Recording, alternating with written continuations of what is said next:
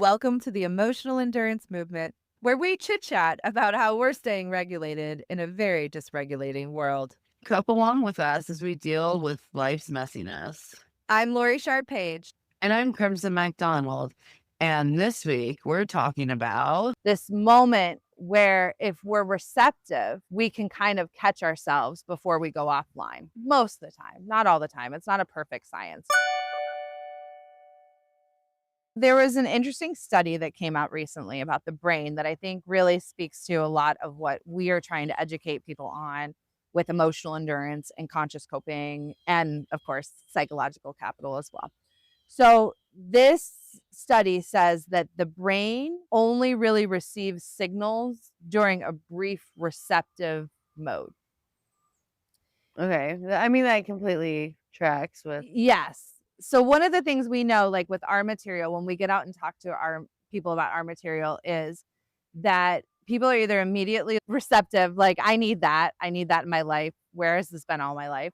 Or they're resistant to it. right. And we've really gotten to the point where we've just named, like, this is part of the discomfort of us building a business is Right. we You know just that get there used to are it. people that are just super resistant to our message. We feel like we're probably doing something right when we're turning people off. But we would also like to turn some people on too. Okay. All right.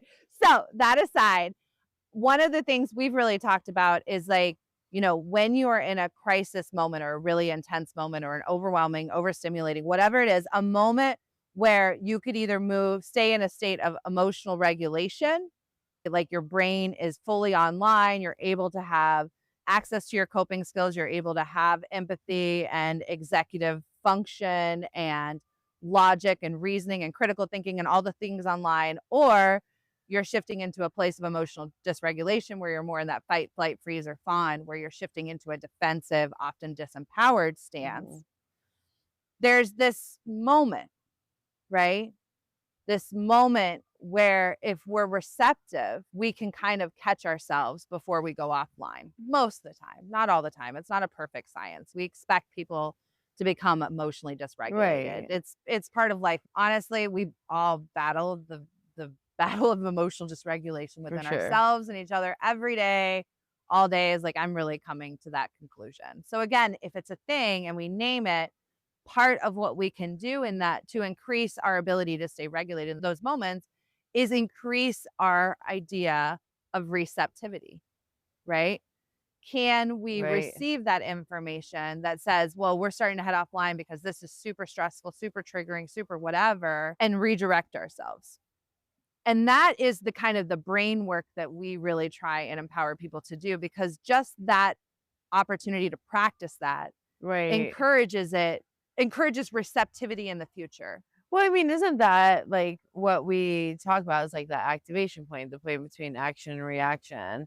And this is really just a different way of thinking about it, right? Because that may not be the reception point. I'm not sure if that's when I don't know how those things correlate, but it's still the empowerment behind knowing that you can actually grasp when you're most capable of receiving a message. Yes. I think what's really interesting about it is it shows on a neurological level that the brain is already primed to have these Right. moments of receptivity. Like And it knows to learn new information and then grow from that. and that there's a specific time in which it is open to receiving that information, because that's Well, the other thing, there's a closed off aspect to it too with right. signals. So I wonder if this is part of like evolutionary psychology in the sense that like I don't know if that's part of the evolution of man, of that window becoming more and more, it's fascinating, and you're like right, I don't know exactly, like, how it all lines up with every piece, because none of us no. know, right? But I think it does show that a lot of these things that we know have big behavioral impacts on us, Well, like I how think we act in those moments really are also exactly. coming from the neurological standpoint of the brain gives and receives signals only when it's in a receptive state. And it goes back to something that I think it was like in psychology in high school. And I don't even think it was like some great teacher, but they said the simple statement again, it's like a lot of what we talk about is so simple. Your brain's a muscle. Yeah. And I don't know why we haven't evolved as people to think of it that way, right? People are like, "Oh, well, I don't have like a right brain. I'm not creative." It's like, no, you haven't trained that part of your like the brain is a So muscle. plastic. It's so and you might feel like your right brain. Maybe you grew up with artists. Maybe you grew up with people that really empowered that part of you. Like maybe you didn't put effort into it. And so I love how we're learning more and more about these things and how they align so perfectly with human behavior, right? Yeah. Like how like well, it completely makes sense that there's a moment where you're receptive and not because a lot of like when I talk to my kids about things that I want them to truly process, I don't do that in the moment of conflict. Yeah. Like you don't like Because their talk brain's about not fully online in that space. right, I Yeah. know this is not a point of reception. Yeah. Like anything I say right now, I'm the enemy. I'm the horrible person. I'm ruining your life.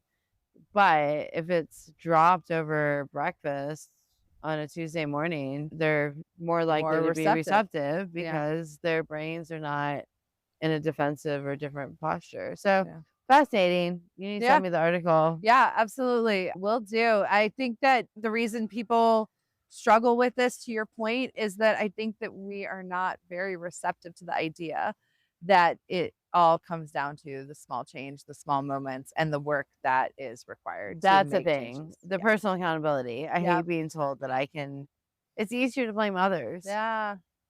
To think that you are In the short empowered term. to manage these situations is it's a lot, but we're there with you. Yeah, for sure.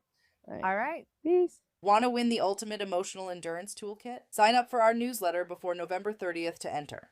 You could snag a full EEI assessment, 1 year access to Cope 365, a signed copy of Conscious Coping, and a Sprouting Change backpack stuffed with coping tools like Damn It Doll, Breath Whistle, Cooling Towel, and Trauma Tetris. That's over $500 of emotional endurance goodness. Sign up now at sproutingchange.com/join us and start coping smarter.